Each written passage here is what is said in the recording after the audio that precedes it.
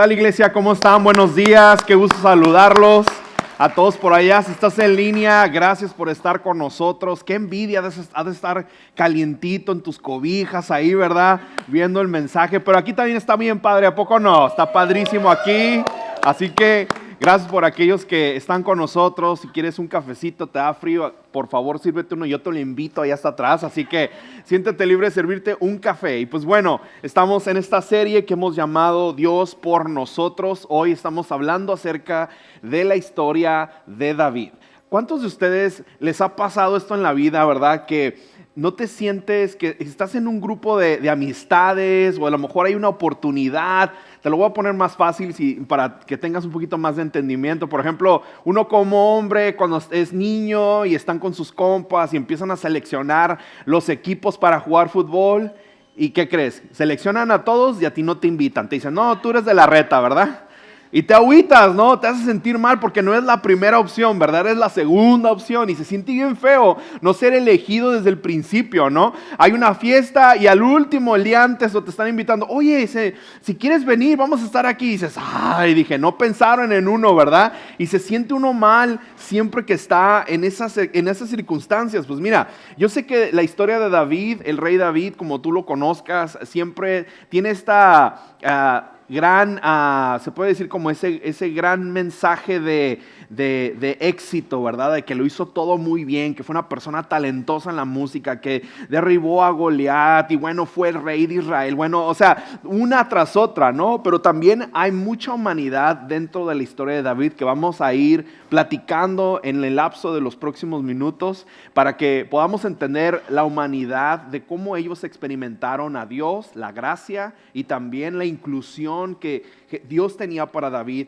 en ese entonces, ¿no? Si tú conoces la Biblia o eres nuevo conociendo la Biblia habla del rey David en el Antiguo Testamento. La palabra de Dios cuenta con alrededor de 66 libros, el cual se divide en dos porciones, el Antiguo Testamento y el Nuevo Testamento. David es parte del Antiguo Testamento, pero dentro de la palabra de Dios podemos encontrar muchísima historia acerca de David. Hay un chorronal de capítulos, 66 capítulos que hablan acerca nada más de la vida de David. Hay alrededor de 74 salmos que se le atribuyen a David como persona que escribió estos salmos. Es una persona que ha contribuido muchísimo en la palabra de Dios y que es un referente importante para el antiguo y lo que iba a suceder en el futuro como profecías, entre otras cosas, ¿no? Así que esto sucede más o menos en el año 885 antes de Cristo. Está la historia de David, y David es un joven, simplemente es un joven, es una persona que tiene ¿cómo se puede decir? Es una persona que desde muy joven estuvo chambeando, estuvo trabajando, tuvo muchos hermanos, pero no fue la primera opción dentro del ejemplo de la familia, dentro del contexto en ese momento de su historia, ¿no? Lo más importante que podemos entender en estos primeros próximos puntos es que Dios estuvo con David cuando otros no lo estaban. A veces estamos nosotros en procesos de la vida, no somos la primera opción, ¿verdad? Pero aún así, si tenemos la valentía suficiente, tenemos el ánimo suficiente y creemos más allá de no de lo que la gente dice de nosotros, pero de lo que Dios dice de nosotros, podemos quizás no ser la primera opción, pero si te quedas un ratito más, la oportunidad llega a tus manos. David está en ese momento. Él es joven, él es pastor, está pastoreando a las ovejas, ¿no? No pastor como uno, ¿verdad? Pero pastor literal, ¿verdad? Pastor de ovejas. Y el profeta Samuel, ¿no?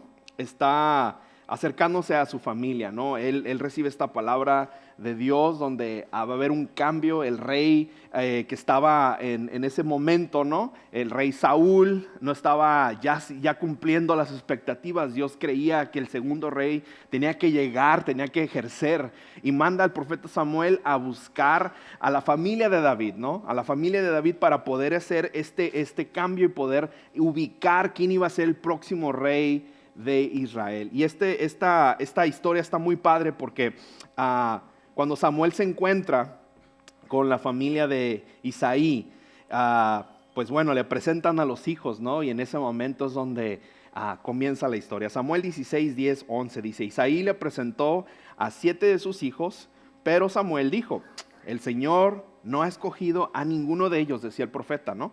¿Estos son todos tus hijos? Y luego le dice: queda el más pequeño, respondió Isaí. pero está cuidando al rebaño.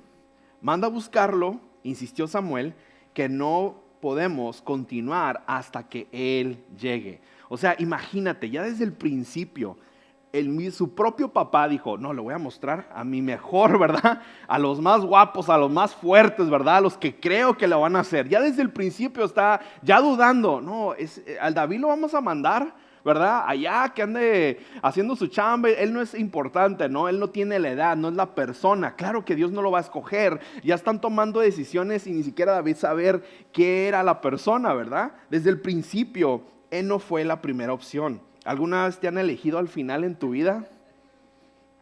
¿Alguna vez te ha pasado que te han pasado por alto, verdad? Que no eres la primera opción. Es un sentimiento horrible, ¿a poco no?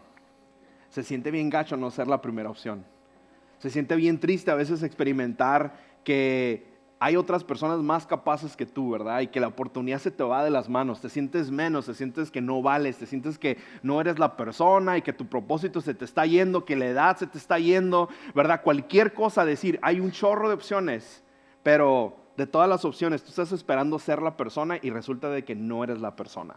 Dentro del contexto de esta gente. David no fue la primera elección. Eso sí es una verdad. No fue nunca la primera elección, pero sí fue la primera elección de Dios. No fue la primera elección para nuestro contexto humano, pero fue la primera elección para Dios. Lo que otros no vieron, Dios sí lo vio. Samuel lo ungió con aceite y lo bendijo cuando lo vio y le dio esta palabra que él algún día se iba a convertir en rey. Era muy joven. No creas que la oportunidad llegó rápidamente, la oportunidad tomó mucho tiempo para que llegara a eso. Y dentro de ese proceso, él sabiendo que algún día iba a poder ser rey, tuvo que atravesar un chorro de procesos para poder llegar y prepararse para el momento en el cual él podía ser rey. En ese proceso de ser joven, inclusive en su adolescencia, ¿no? Se dice la palabra de Dios que estaba este ejército, estaba Goliat y nadie quería derribarlo a este cuate porque pensaban que él iba a acabar con todos los demás. Nadie de los que estaban preparados para esa guerra querían luchar contra este hombre. Pero entonces ahí anda este chico, ¿no? Este joven ahí. Y él dice, yo puedo hacerlo. ¿Cómo que tú puedes hacerlo? O sea, en Samuel 17:33, ¿cómo vas a pelear tú contra este filisteo? Respondió Saúl, que era el rey. No eres más que un muchacho, mientras que él ha sido un guerrero toda su vida. ¿De qué estás hablando? Y David, yo puedo hacerlo. ¿Y qué pasa después? Derriba al gigante. David es pasado por alto en toda su vida, una y otra vez. Pero él tenía una promesa en su corazón. Él sabía quién iba a ser en el futuro por el profeta Samuel, a través de lo que Dios le había dicho a él. Él tenía esta visión clara, él tenía esta palabra clara en su corazón, pero seguía siendo pasado por alto. Y tienes dos opciones. Cuando tú vives con las promesas de Dios en tu corazón, cuando tú vives con esta cercanía con Dios, y aunque sigamos enfrentando circunstancias y nos siguen pasando por alto, si tú y yo vivimos conforme a la opinión pública, vamos a siempre a fracasar. Las oportunidades se nos van a ir de las manos y no vamos a poder ver a Dios obrar sobre nuestras vidas. Pero cuando somos lo suficiente valientes y dejamos de creer en lo que la gente dice y más en lo que Dios dice de nosotros, más en esas promesas, en esos llamados, en estas cosas que Él ha puesto en tu corazón, entonces empezamos a avanzar y a caminar, no conforme al pensamiento humano, pero conforme a como Dios piensa, conforme al reino de Dios obra. Y esa es la gran diferencia entre una persona y otra. Esa es la verdad. Las personas que persisten y confían en las promesas de Dios, aún enfrentando circunstancias, van a ver a Dios obrar en su vida. Las personas que creen en Dios más o menos y medio agarran la onda de sus promesas, ¿verdad? Pero no son lo suficiente valientes para poder caminar y aguantar, ¿verdad? El camino del valle o lo que sea la dificultad. Son las personas que siguen siendo las mismas personas cada año. Porque entonces dejas de creer en algo más poderoso que es tu creador, que es Dios Todopoderoso, y empiezas a creer más en lo que la demás gente dice de ti, ¿verdad? David estaba en esa posición igual que tú y como yo. Y mientras tú y yo comenzamos este año, quiero que sepas que Dios tiene grandes cosas para cada uno de nosotros. Dios te ve incluso a ti con grandes promesas, con grandes logros, te ve atravesando valles, pero también caminando con la cabeza en alto, con la gran expectativa de que Él está contigo. Pero si tú y yo seguimos caminando con la cabeza agachada, asumiendo y aceptando todo lo que los demás dicen de nosotros, entonces vas a formular tu identidad no en base a lo que Dios dice de ti, pero en base a lo que el mundo dice de ti. ¿Verdad? Vas a estar aquí cada semana pidiendo oración en la cruz, ¿verdad? ¿Cómo le hago, verdad? Y yo sé, todos hemos estado ahí, pero nuestro anhelo como iglesia es que podamos caminar y avanzar a mejores lugares. Me encanta este próximo verso en la historia de David. Mira lo que dice Samuel 16:7. Pero el Señor dijo a Samuel: no te dejes impresionar por su apariencia ni por su estatura, pues yo lo he rechazado. La gente se fija en las apariencias, pero yo me fijo ¿en qué? En el corazón. No se fija si estás listo o no, conforme a lo que el mundo dice, si es la persona o como se pueda ver, pero se fija prácticamente si el corazón está listo. Esto está bien interesante porque a veces pensamos que vemos las oportunidades y dices, ¿cómo es posible que a esa persona sí y yo no? Si yo estoy más preparado. ¿Cómo es posible que le está pasando esto a él o a ella y yo que yo estoy más preparado no nos está pasando? Muchas veces no tiene que ver con la capacidad, tiene que ver con el carácter. En la capacidad es fácil de trabajar y crecer en cualquier persona, pero el carácter, ningún líder y ninguna persona va a poder trabajar en eso en ti. Eso es algo que simplemente tú, con tu experiencia, con tu corazón correcto y con Dios de tu lado y caminando en humildad y caminando en conforme a ser siempre un aprendiz y en muchas otras cosas, cualidades que el carácter va formando. El carácter nadie te lo puede construir. La carrera, puedes tomar cualquier carrera que quieras, te puedes preparar todo lo que sea, ¿verdad? Puedes tener todos los títulos que sea, pero si no tienes el carácter, ¿qué crees que va a pasar? Nadie va a querer trabajar contigo, ¿verdad? Porque no tienes el carácter. Todas las personas en ese contexto decían, no está listo, no es la persona, no creo que sea David. Sin embargo, Dios no se fija en qué tan capaz eres, sino se fija en el corazón de la persona.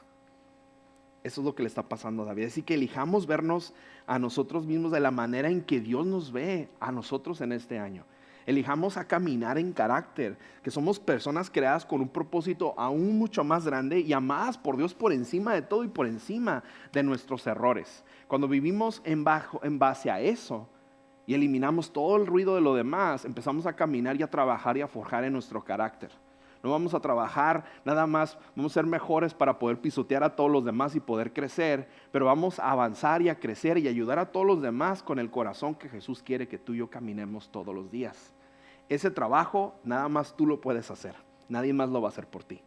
La segunda lección que aprendemos de David es que Dios estuvo con David incluso a través de su pecado. Dios estuvo con él aún y cuando él pecó. ¿Qué es el pecado? El pecado es cualquier cosa que esté por debajo de lo mejor de Dios. Así que, por esta definición, el pecado realmente es cuando fallamos, cuando pecamos contra Dios, cuando ofendemos, cuando hacemos un chorro de cosas que van en contra de la voluntad de Dios y cuando hacemos todo lo opuesto de lo que deberíamos de estar haciendo.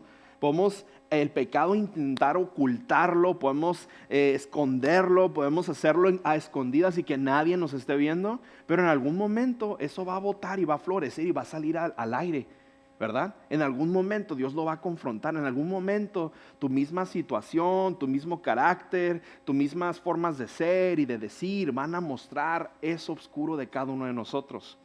Nadie se sienta mal, al contrario, voltéense alrededor, mire, todos los que están a su alrededor son pecadores. Mujeres, no se cargan tanto, por favor, con su esposo, ¿verdad? Pero todos pecamos, ¿verdad? Todos somos pecadores. Todos la hemos regado en algún momento, muy gacho o muy poquito, ¿verdad? Pero como sea, para nosotros le podemos poner un valor al pecado, podemos ponerle un penny de valor, podemos ponerle 1,000,000 de valor, pero para Dios pecado es pecado. Pecado es pecado. Y cuando tratamos de esconderlo, cuando tratamos de hacer que esto no se note, es ahí exactamente donde está el problema. Nuestro pecado y nuestro remordimiento es lo que prácticamente cargamos todos los días de nuestra vida. Pero por encima de eso, Dios también quiere restaurar eso en nosotros. La historia del Antiguo Testamento prácticamente es cómo vemos la redención y la restauración de Dios para su gente. Y el Antiguo Testamento y el Nuevo Testamento habla acerca de la vida de Jesús, ¿no? Y empieza con Lucas, empieza hablando acerca de la vida de Jesús, empieza hablando acerca de quién es Él en los evangelios, ¿verdad? Entonces podemos ver cómo este constante momento de restauración entre Dios y los hombres, de que siempre está tratando de remover ese pecado que se inició en el Génesis. Se parece mucho a esta ilustración de esta bandeja, ¿no? Esta bandeja de plástico tiene agua. Y supongamos que esto es el pecado, ¿verdad? Cuando nosotros estamos pecando y que no queremos que nadie se entere, ¿verdad? Como por ejemplo, cuando estás viendo algo indebido en tu teléfono, ¿no? Cuando eres una persona en tu trabajo, pero eres otra persona de lunes a viernes, ¿verdad? Cuando empezamos a tener estas actitudes, malos hábitos y lo que sea, pero no queremos que nadie se dé cuenta. Esto es este pecado y es como esta pelota. Ahora, cuando no queremos que nadie vea quién realmente somos y que vea nuestro pecado, es como si empujáramos prácticamente esta pelota debajo del agua. Va a llegar un momento donde no vas a poder seguirla sosteniendo, vas a tener que hacer otras cosas. Y dice, con que nadie vea mi pecado, ¿verdad? Con que nadie vea mi pecado, todo va a estar bien. Si yo suelto esta pelota, voy a mojar a las dos señoras que están aquí enfrente de mí, ¿verdad? En serio, mira nada más, ni siquiera la solté. Pero mientras tú y yo sigamos apretando y empujando nuestro pecado, todo va a estar bien porque nadie va a saber eso de nosotros. Pero en el momento que esto se suelte, va a salir y va a salpicar todo lo que está a su alrededor y el pecado va a ser expuesto. David pasó por algo muy parecido, él ya siendo rey, ¿verdad? Ella siendo rey, podemos ver que, por ejemplo, en todos esos capítulos de David vemos grandes victorias y vemos a una gran persona creciendo y avanzando, ¿verdad? En su vida como David para llegar a ser rey. Pero llega un momento donde ya él es rey y ahí es donde pasa todo, ¿no? El pecado, si leemos la historia, podemos ver que hace cuenta que es una historia de novela, en serio, igual como la de la semana pasada. Y podemos ver a David ya siendo rey, están en guerra y él está muy cansado, ¿no? Y dice, ¿sabes qué? Yo me voy a regresar a su casa, a su reinado, y manda a todos los demás a pelear por lo que tenían que pelear, ¿no? En medio de esa situación, él ya está descansando en casa, todo el mundo está peleando por él, está tomándose un break, yo creo que ya se estaba echando la cena, ¿verdad? Un ribeye ahí, bien rico, ¿verdad? Unos vegetales salados, un vinito.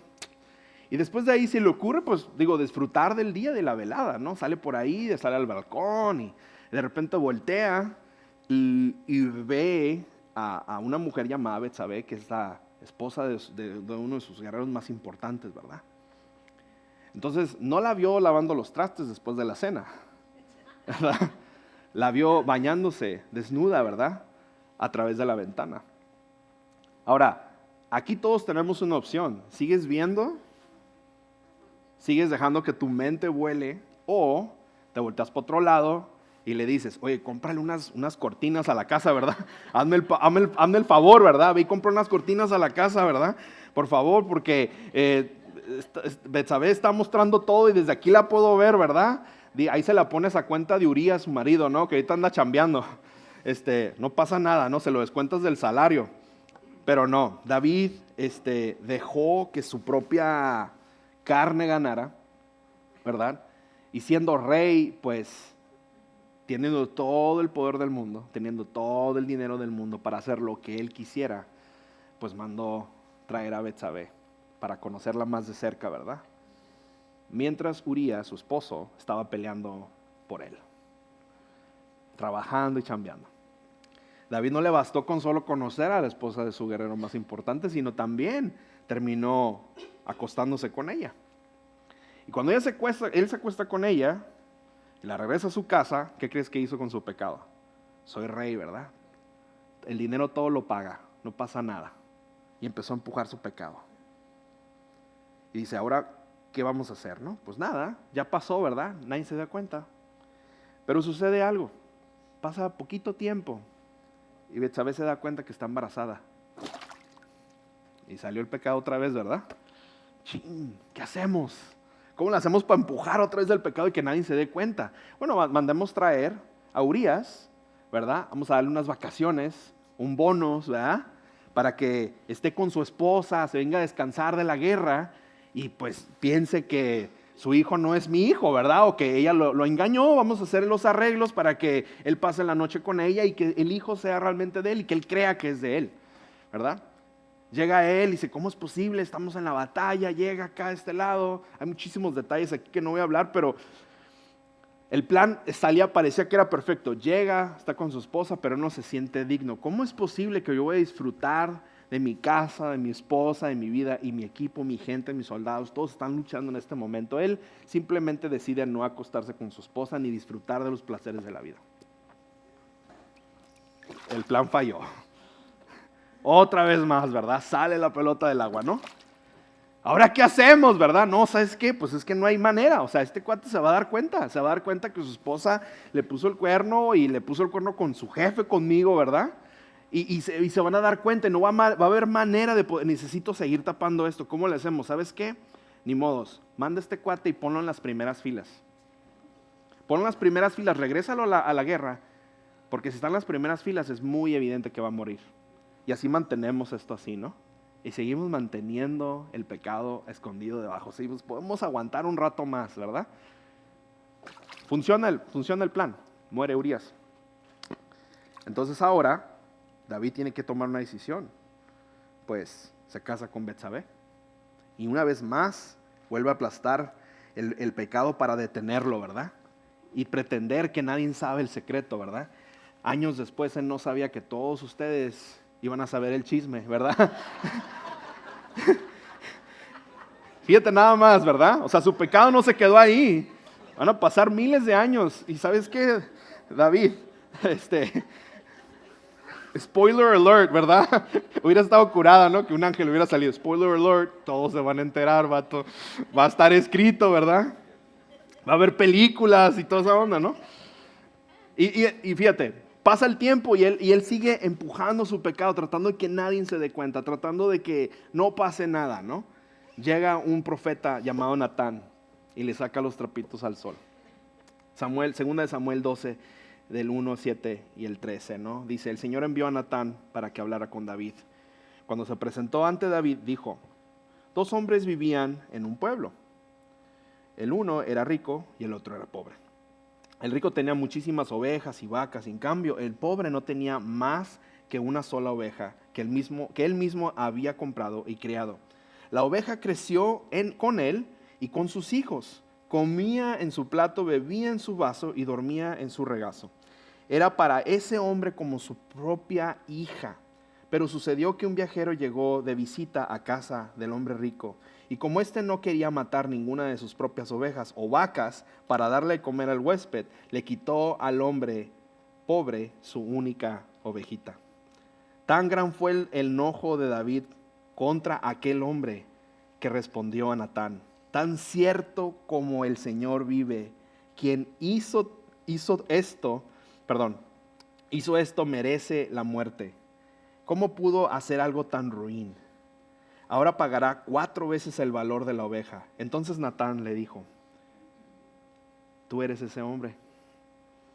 Así dice el Señor, Dios de Israel, yo te ungí como rey sobre Israel y te libré de la mano de Saúl. He pecado contra el Señor, reconoció David ante Natán. El Señor ha perdonado ya tu pecado y no morirás, contestó Natán.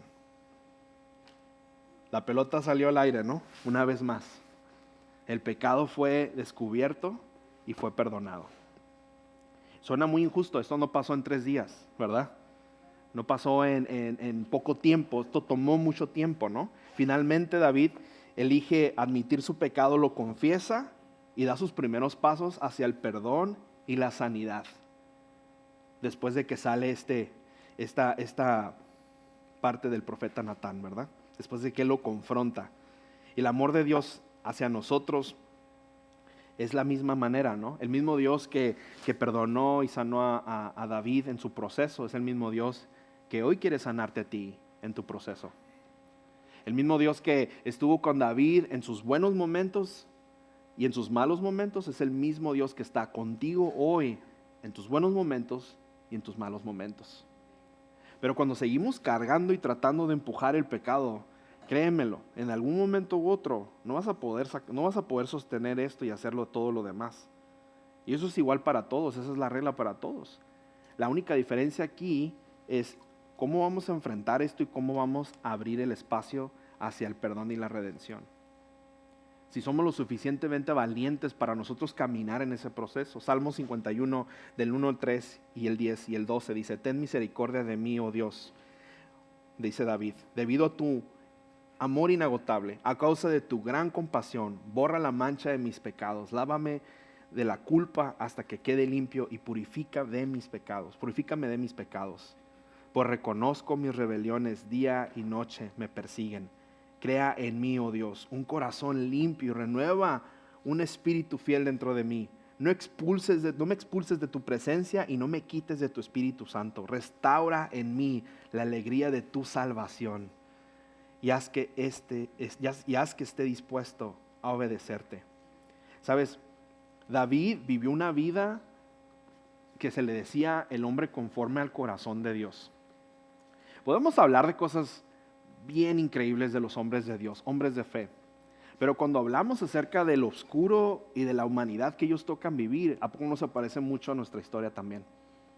La diferencia entre David y todos los demás, y entre muchos de nosotros, es que aún a pesar de los errores de David, tenía la valentía de poder vivir esta historia de redención. Tenía la valentía de encontrar el perdón de Dios. Tenía la valentía de caminar en fe con Dios.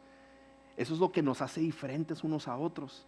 Él estaba sediento de buscar su paz, su perdón y su redención, pero cuando seguimos empujando nuestro pecado, asumiendo que a nadie le va a hacer daño más que a mí, porque esto soy yo y esta es mi onda, ¿verdad? Va a llegar un momento donde tu propia humanidad, tu propia alma y tu corazón, va a hacer que tu pecado salga a la luz.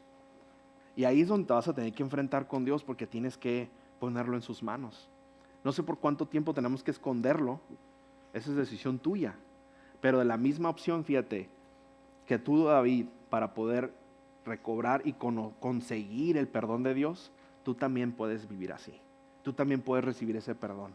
Tú también puedes vivir esa restauración. Tú también puedes vivir esa sanidad. Todos podemos recibir de su sanidad. Es accesible para cada uno de nosotros. En unos momentos vamos a recibir comunión después de la canción que vamos a cantar.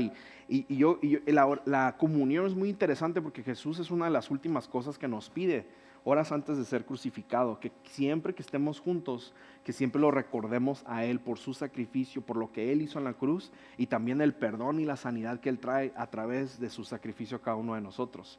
Yo veo la comunión como un momento de ponernos a cuentas con Dios. No nada más como un acto de decir, el pan y el jugo y vamos a compartir, es un bonito momento, ¿verdad? Dentro de la oración. Yo creo que más allá es una oportunidad para todos, que no está sujeta a nada más que tú des este siguiente paso de poner de cuentas con Dios. Ese es el primer paso que tú y yo tenemos que tomar hoy, ponernos a cuentas con Dios. Leemos este salmo y créemelo, cuando lees este salmo dices, Dios, esto es una muy buena oración que puedo poner en práctica mañana, ¿no? Esto es una muy buena oración que yo puedo empezar. ¿Sabes qué, Dios? Perdóname, gracias por tu amor inagotable. Empieza adorando a Dios, ¿no? A causa de tu gran compasión. Y luego después dice, borra la mancha de mis pecados. Empieza reconociendo quién es Dios y luego después le pide, borra mis pecados. Se reconoce a sí mismo como un pecador. Lávame de la culpa hasta que quede limpio y purifícame de mis pecados. Una persona que no puede dormir, ¿verdad? Que se despierta a medianoche, que está constantemente sabiendo y que cada vez que confronta su pecado, que él lo conoce y sabe muy bien qué es, le quita el sueño porque sabe que es algo que está deteniendo debajo del agua y en algún momento va a tronar la bomba, va a salir el balón hacia arriba, ¿verdad? Y va a ser expulsado a todos nosotros. Él reconoce eso. Pues reconozco mis rebeliones. Día y noche me persiguen. Eso solamente tú y yo lo sabemos. Crea en mí, oh Dios. Y esta es la postura del carácter, un corazón limpio y renuévame un espíritu fiel dentro de mí. No me expulses de tu presencia, ¿verdad? Inclúyeme en tu presencia. Y no me quites el Espíritu Santo. Restaura mi alegría de tu salvación. Y haz que esté dispuesto ¿a qué? A obedecerte. Haz que esté dispuesto a obedecerte. Qué bonita oración. Por último, Dios estuvo con David y David estuvo con Dios. Dios estuvo con David en todo el proceso, pero también David estuvo con Dios. Él decidió seguir esta postura, ¿verdad? David cometió muchísimos errores, se levantó una y otra vez, ¿verdad? Trató de cubrirlos y taparlos, ¿verdad? Pero este pecadito, ¿verdad? Que estaba chiquito, pues creció y se llama Absalón. Así le pusieron, ¿verdad? Absalón, que fue su hijo, pues que se hizo un pecadote más grande, ¿verdad? Allí ocuparíamos una albercota, yo creo, ¿verdad? Con una pelota más grande. Él se puso en contra de su padre, ¿no? Y él levanta votos y consigue gente, ¿no? Él quiere quitarle el lugar a su papá, él quiere ser rey, lo persigue, va por su vida, ¿verdad? Va por la cabeza de su padre, su mismo hijo que lo encubrió y que lo protegió y lo cuidó, ¿verdad? Trató de encubrir el pecado. Es el mismo que está en rebelión contra su propio padre y pidiendo la cabeza de su papá. Y David no tiene de otra más que agarrar todo lo que tiene, ¿verdad? E huir. Segunda de Samuel 15, 25, 26 dice, y luego dijo el rey al sacerdote Sadoc, devuelve el arca de Dios a la ciudad. David había construido el arca del pacto y él se está llevando todo, ¿verdad? Hasta la presencia de Dios, todo se quiere llevar para poder huir. Dice, si cuento con el favor del Señor, Él hará que yo regrese y vuelva a ver el arca y el lugar donde Él reside. Pero si Él me hace saber que no le agrado, quedo a su merced y puede hacer conmigo lo que mejor le parezca. David llega a este lugar de redención y de confianza con Dios nuevamente. Dios siempre ha estado a su favor, Dios siempre está con David y David una vez más está buscando el favor de Dios, ¿no? Protegiendo lo que es de él, pero al mismo tiempo huyendo, ¿verdad? Por la rebelión de su propio hijo. Es como si estuviera orando y en la oración del jardín, ¿verdad? Como Jesús, ¿no? No se haga mi voluntad sino la tuya, Señor. De la misma manera David tiene esta postura, ¿no? Constante de siempre estar buscando la voluntad de Dios y siempre estar adorando a Dios, siempre protegiendo su presencia, protegiendo de estar cerca con Él, ¿verdad? Salmos 3, del 1 al 3 dice, muchos son, señores, mis enemigos, muchos son los que se me oponen y muchos los que de mí aseguran, Dios no los salvará.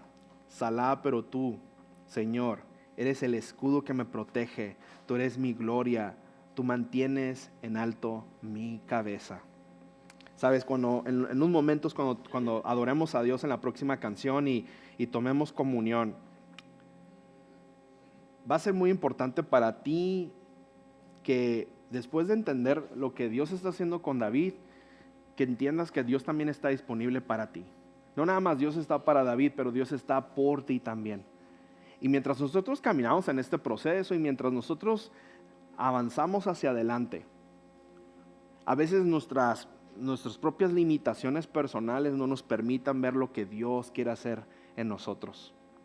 Pero por muy increíble o insignificante, muy masiva o impresionante o muy sencilla o simple que sean nuestras vidas, si tú y yo somos lo suficientemente valientes para poder avanzar en la vida, para poder olvidarnos de no ser siempre buscar la primera opción, pero no agüitarnos por ser la segunda opción, ¿verdad? El que persiste, el que crece en carácter, el que trabaja duro, ¿verdad? Eventualmente Dios no se olvida de nosotros y Dios nos abre el camino. Hay muchas cosas que hemos dejado a medias o hemos dejado en el pasado porque simplemente seguimos pensando, no lo voy a hacer, ¿verdad? No lo voy a lograr, la gente dice esto de mí, en mi trabajo piensan esto de mí, en mi escuela piensan esto de mí, en mi familia piensan esto de mí, mis amistades piensan esto de mí, mis hijos piensan esto de mí, mi esposo, mi esposa piensan esto de mí, jamás lo voy a poder lograr, no lo voy a poder hacer, no puedo, no tengo las ganas ni las fuerzas, pero cuando tú piensas en eso una vez más, en tu corazón resuena algo que dices, lo tengo que hacer, porque Dios lo puso en mi corazón, y si Dios puso eso en tu corazón y te ha preparado y te ha dado el llamado y el talento, nada más tú lo puedes hacer. Pero si persistes y sigues adelante, aunque no seas la primera opción, ¿verdad? Dios va a fijarse en tu corazón, no por tu capacidad, pero por tu carácter. Y esa es la oportunidad que tenemos todos. Olvidemos de ser víctimas, olvidemos de caminar con la cabeza agachada y leamos lo que dice el Salmos 3:1-3. Tú mantienes en alto mi cabeza. No es tus propias fuerzas, pero es el poder de Dios sobre tu vida. Caminemos con la cabeza en alto, ¿verdad? ¿Por qué no nos ponemos de pie? Vamos a adorar a Dios con esta canción y después de esta canción vamos a tomar juntos la comunión. Y prepara tu corazón, prepara este momento, porque yo sé que va a ser importante que te puedas reconciliar con Él, ¿verdad? Aprovecha este tiempo de adoración para poder ponerte a cuentas con Dios y después juntos tomaremos la comunión.